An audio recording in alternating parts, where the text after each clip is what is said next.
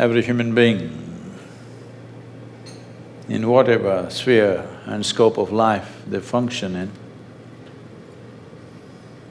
they know some sense of fulfillment or joy only when they approach it with some sense of passion, whatever it is. Whether passion just for one person or larger things in the world, doesn't matter. Essentially, is one's involvement, a passionate involvement in something which makes the difference.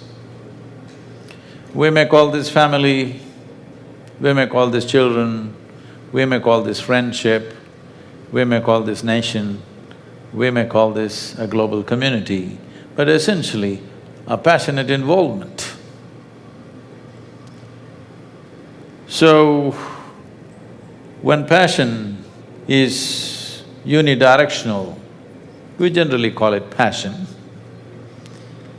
If it becomes of larger sense of inclusiveness, we call it compassion. An all-encompassing passion. Well, there is no tax. There are Congress people here. There is no tax on love and emotion. Hello? This New Jersey? No, not yet. That's a dangerous thing.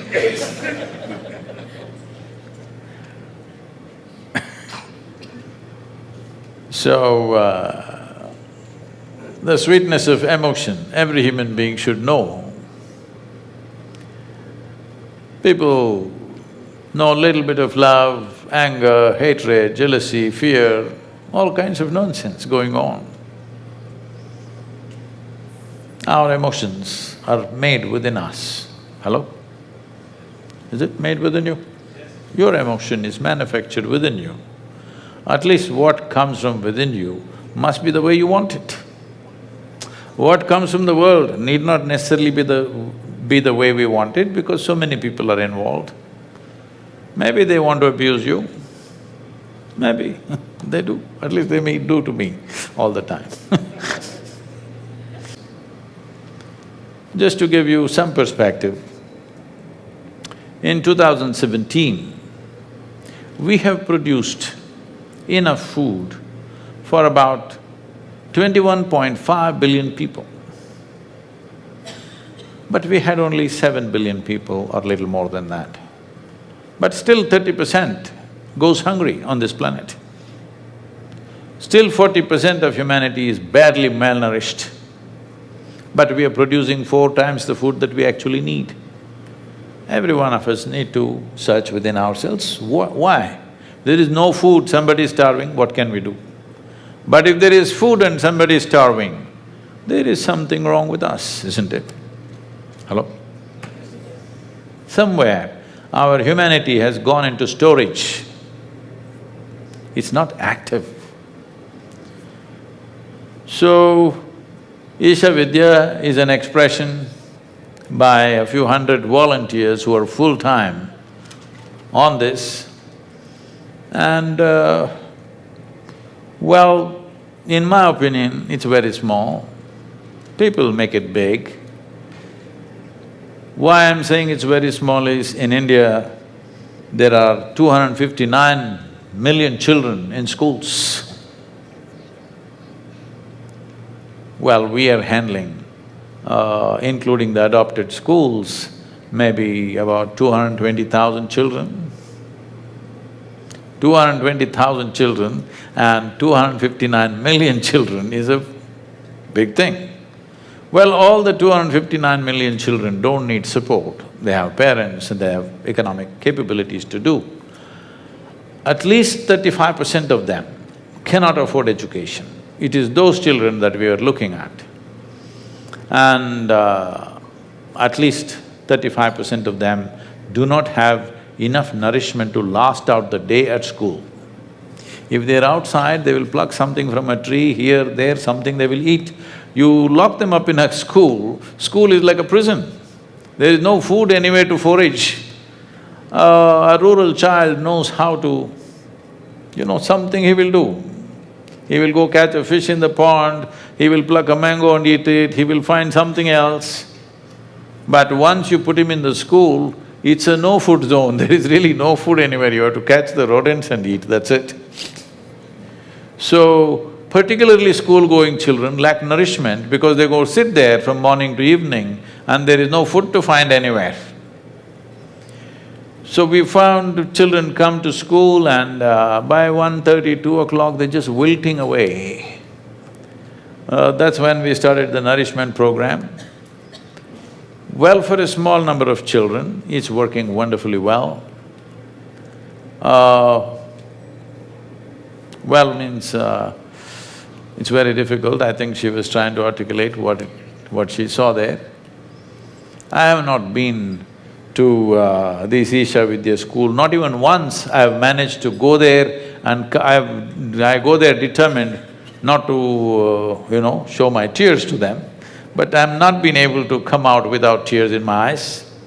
Simply the joy of being there is so incredible because the parents are in abject poverty, these children, nearly 60% or at least 47% are first generation going to school.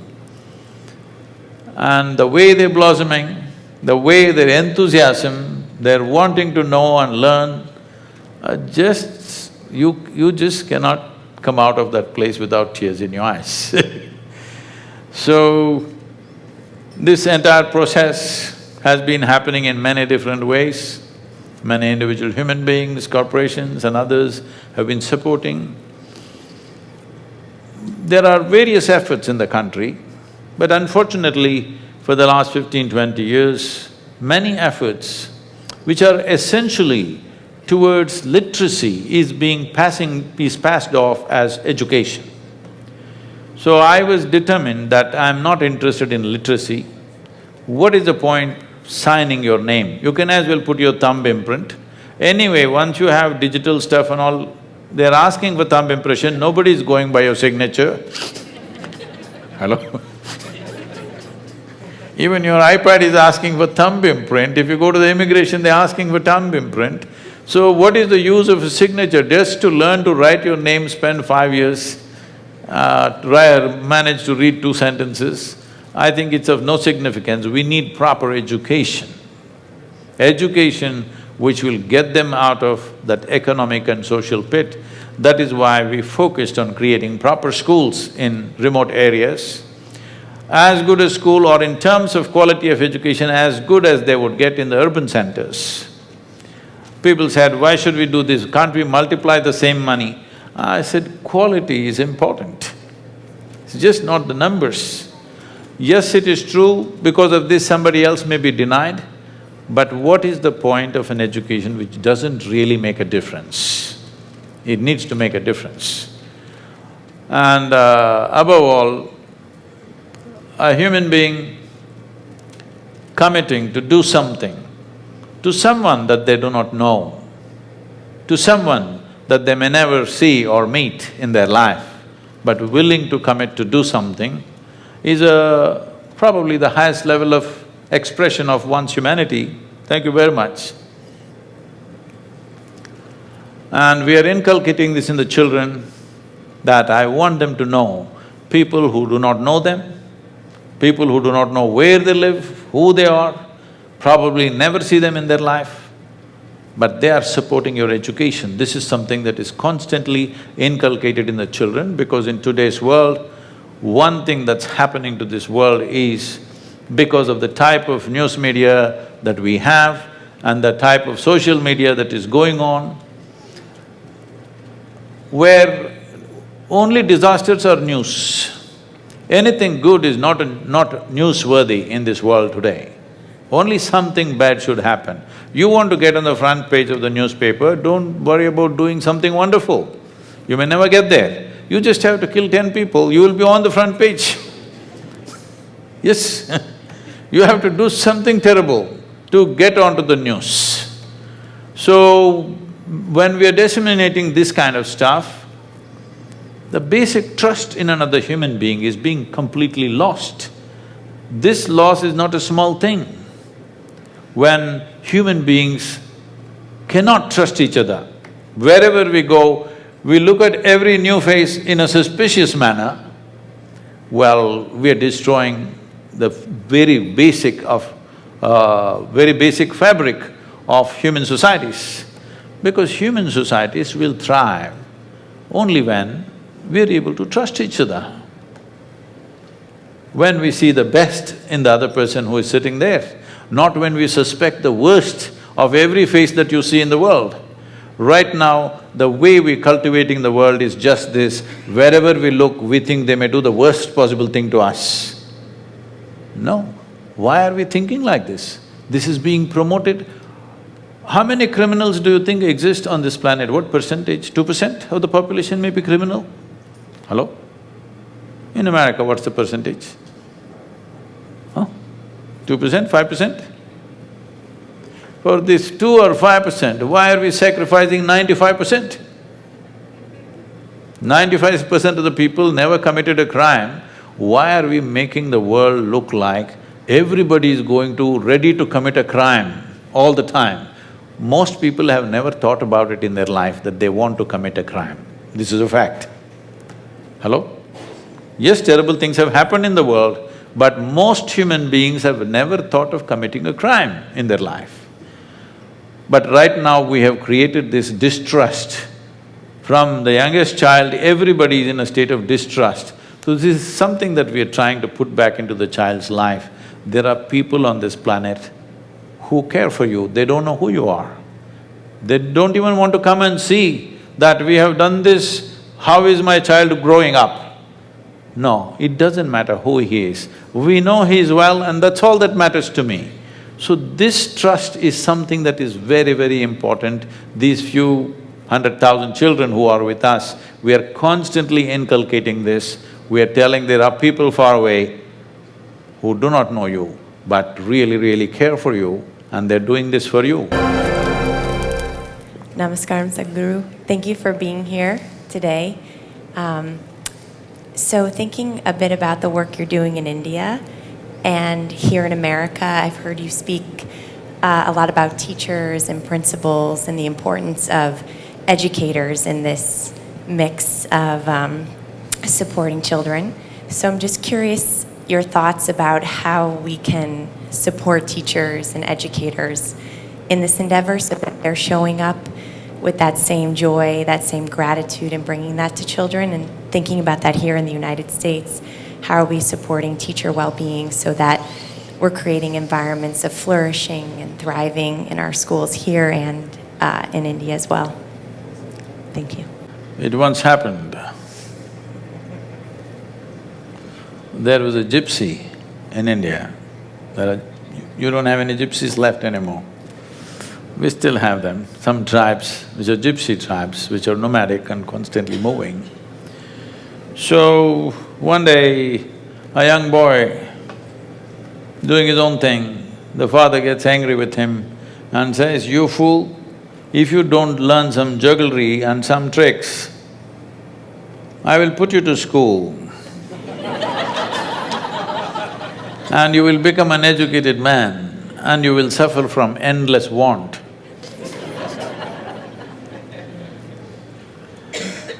Unfortunately, the world's education has gone this way, not in one place, everywhere.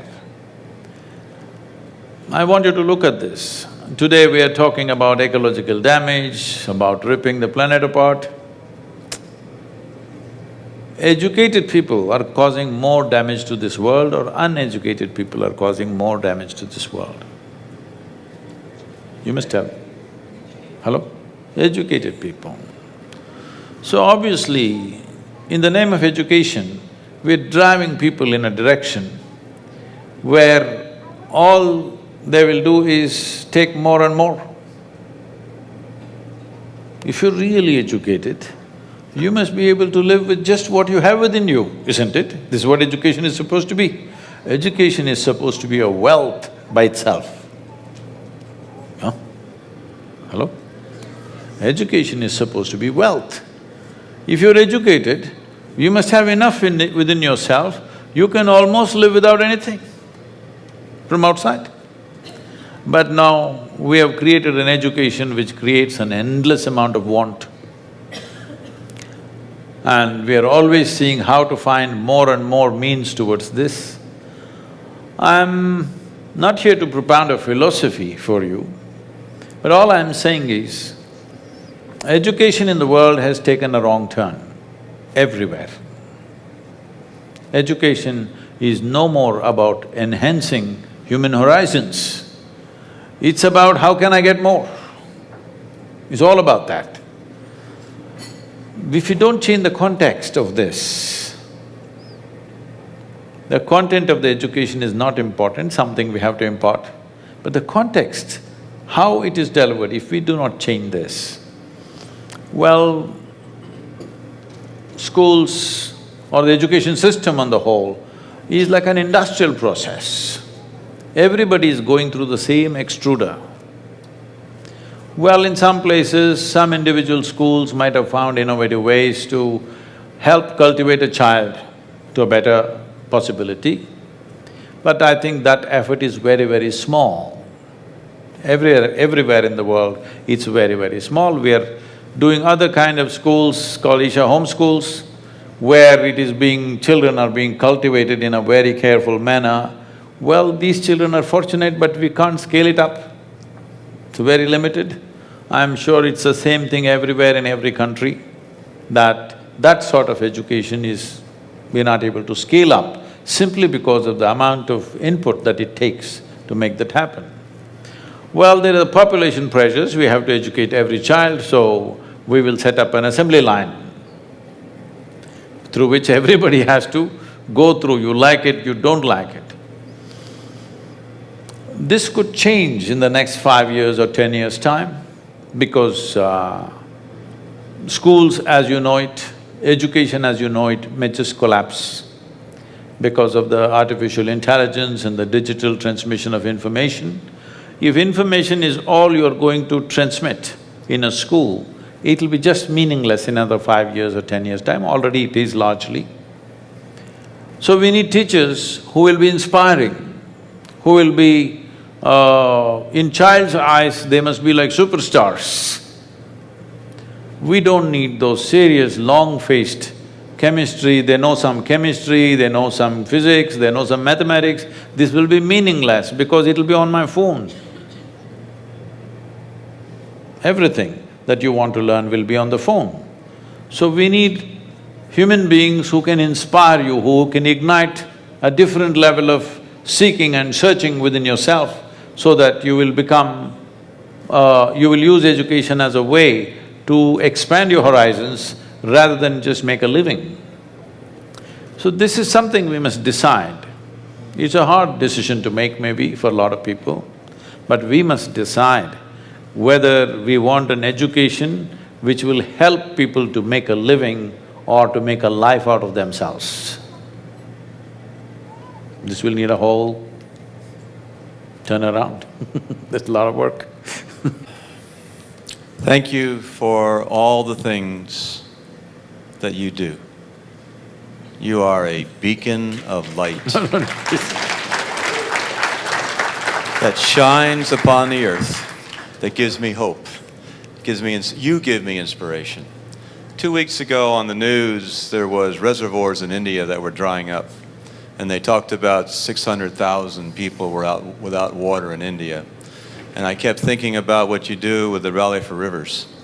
And I haven't heard any updates, and you're the source. Can you give me us an update on what's happening with the increasing the water levels and people beginning to change their thoughts about conserving of water and taking care of our planet? Because I believe that's the glue that holds everybody together, is the environment. And you are I just thank you very much. If you can get an update. And also, how'd the golf game go today? How did the golf game go today? I was playing with too many people but she took away my clubs. You got a good price for them. Rally for Rivers, it's been on my mind for more than 15 years, but I never spoke to anybody. I'm made like this. I let things cook in myself and find structure before it comes out. So in 2017, I announced a date 59 days ahead of time, exactly 59 days. And for the first time, I spoke to the core group and said, we need to do a rally like this to rejuvenate India's rivers. And mentally, I've written a policy. Somebody needs to sit with me and write it down. They said, this is a nationwide movement, Sadhguru, how can we do it in 59 days? I said, we have to start on this date, it has to go. So the whole organization went into a circus across the country. So we decided to cover 16 states, starting from the southern tip called Kanyakumari to hit the Himalayan ranges. I decided to drive myself personally. So I personally drove 9,300 kilometers in 29 days of the rally. And we did 142 events in this 30 days, or 29 days to be precise. 162 million people participated in a 30-day movement. Never before for anything, 162 million people have participated for any movement. So,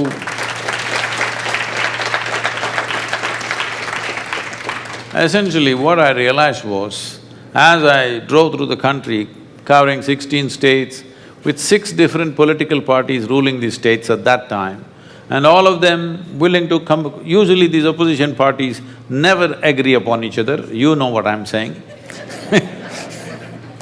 In India, it's little more keyed up. So, 6 different parties from this political spectrum of India, all of them in one voice supporting me and participating in the Rally for Rivers. And along the way, these millions and millions of people participating, incredible level of support. I suddenly realized everybody wanted this to happen, they were just waiting for an idiot who is willing to bell the cat. And the moment I stood up, everybody was there wanting to support it. So there it was. Krishna is over 72% down, Godavari is over 35% down, Kaveri is over 46% down, Narmada is over 60% down, Ganga is over 37% down, okay? So like this we can go on with terrible statistics. So this has been on my mind. So when we wrote this policy and that evening around 6:15, 6:20, I handed it over to the Prime Minister and next day morning we gave a physical copy to him, this policy. Next day morning by 11:30, the Prime Minister's office calls and says, we need a soft copy because Prime Minister has formed a special group to look into the document and implement it. I thought, this is quick, huh? This is really quick because in a democratic country, it is the number of people that you gather which will determine these things. 162 million people, when they saw the support, every government immediately stood up and said, yes, this needs to be done. So within 2.5 months, there is a planning commission which is today called as Niti Aayog, which sent an official recommendation which made this policy the official recommendation of the federal government for all the state governments, because river in India, I think it is so here also, is a concurrent subject. The central government can only recommend, it is only the state governments which can actually act upon it. So, 3 states are very proactive and they're implementing the policy very vigorously. Another 6 states, we've signed MOUs with them. And 1 state, that is Maharashtra, are there people from Maharashtra, Mumbai people? So Maharashtra has been a super proactive state because they have suffered enough with water deficiencies. So there is a particular river called Wagari in a region called Yavatmal. Yavatmal became notorious because it is known as the suicide capital of India. The number of farmers committing suicide in this region was so heavy because of the farmer distress. So we took this up, now we've had a cabinet approval and we have a budget approved for about $75 million. and this is being in the process of implementation. This is a hands-on project we have taken on. We have taken this challenge in about 2 to 3 years' time.